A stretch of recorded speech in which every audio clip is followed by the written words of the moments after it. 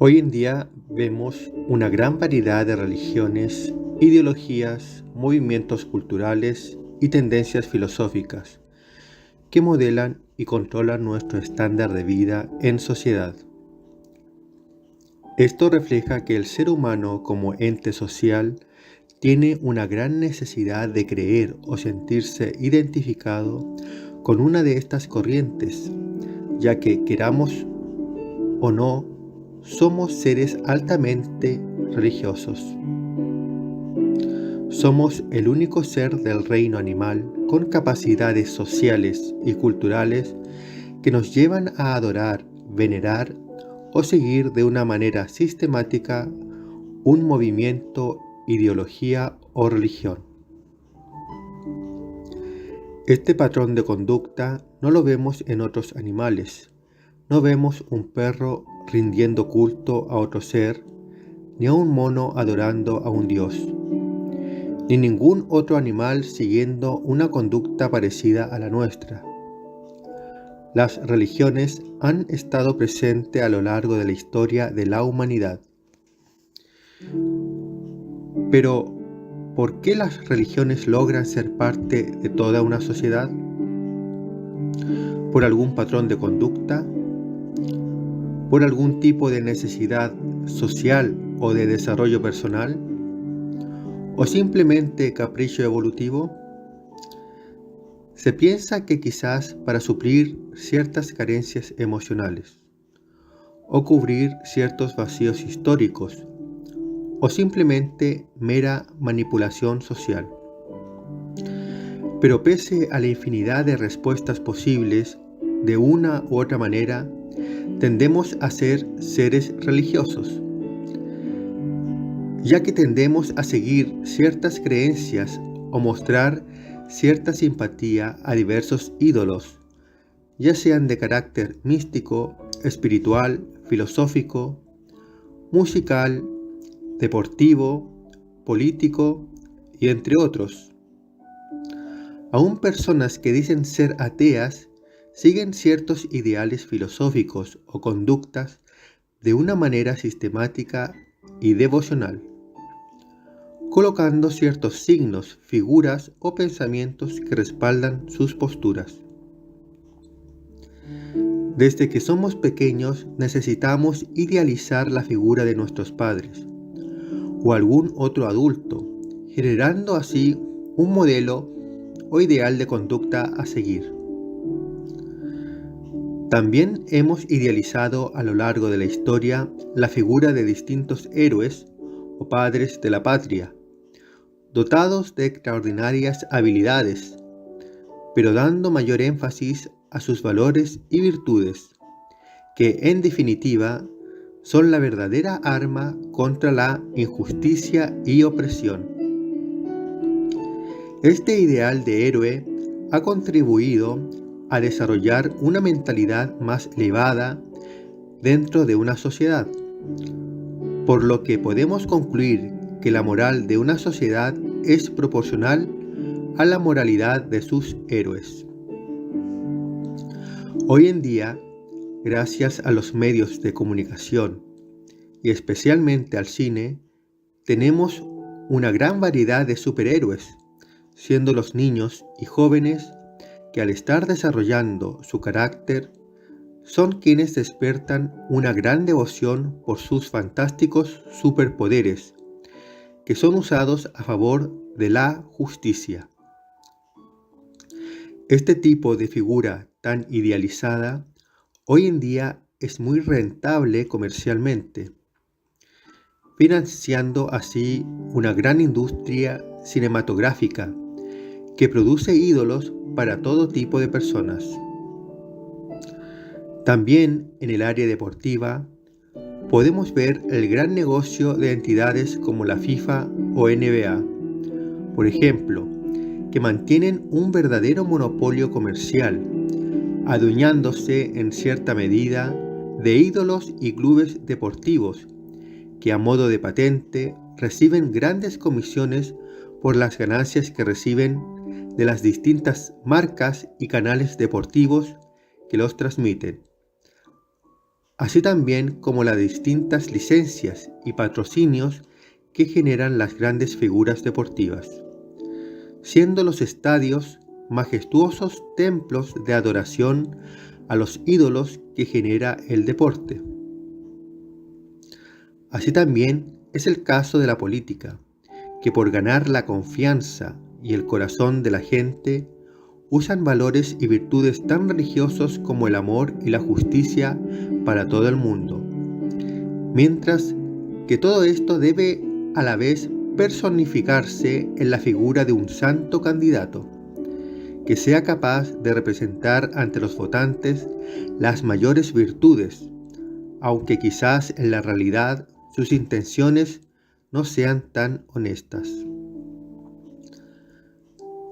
También existe la religión civil o laica, que es el esquema de leyes que define en una sociedad lo que es correcto y lo que no, lo que se debe hacer y lo que está prohibido en una sociedad civil. Esto nos ha permitido a la vez poder vivir en sociedad, con ciertos parámetros de justicia, protección y confianza.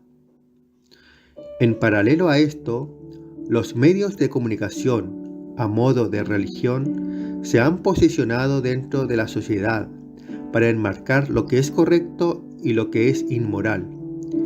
Tienen el poder para decidir qué es lo que se debe consumir, qué es lo que se debe escuchar, cuál debe ser el estándar de vida deseado y aún decidir quién es bueno y quién es malo. Y para aumentar la eficacia y fidelidad sobre un público, incorporan a sus medios excelentes profesionales en el área del periodismo, sociología, psicología, publicidad, ciencias políticas, entre otras que conozcan y controlen el comportamiento humano. No es mera casualidad que la palabra informar signifique dar forma. Un mensaje o una noticia puede generar un gran impacto en nuestra forma de pensar. Una verdad o una mentira puede modificar nuestras decisiones, alterando así el transcurso de nuestro futuro a nivel personal, familiar, social y aún en la esfera pública, nacional y mundial. Hoy en día, la globalización cultural ha puesto sobre la mesa diferentes ideologías, que son causas socialmente aceptadas y valoradas por cierto grupo de la población, que luego de lograr cierta legitimidad en la población, da paso a un movimiento social que intentará posicionarse en una sociedad, así como lo fueron muchas otras religiones en el pasado.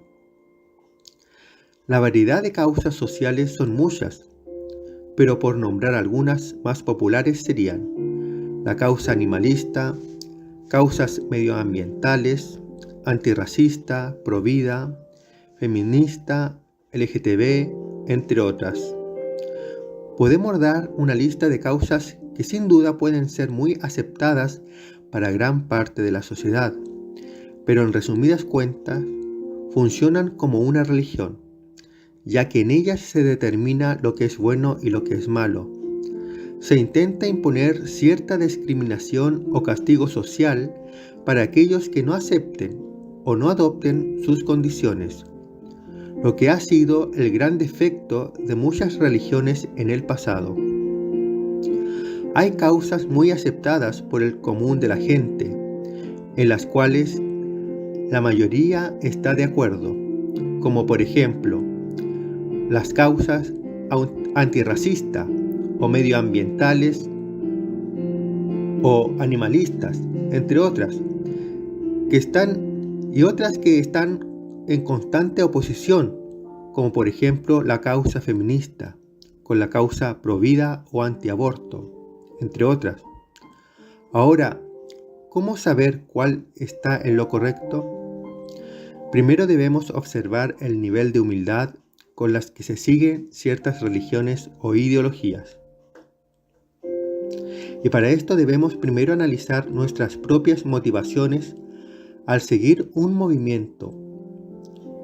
En este escenario vemos dos tipos de posibles motivaciones.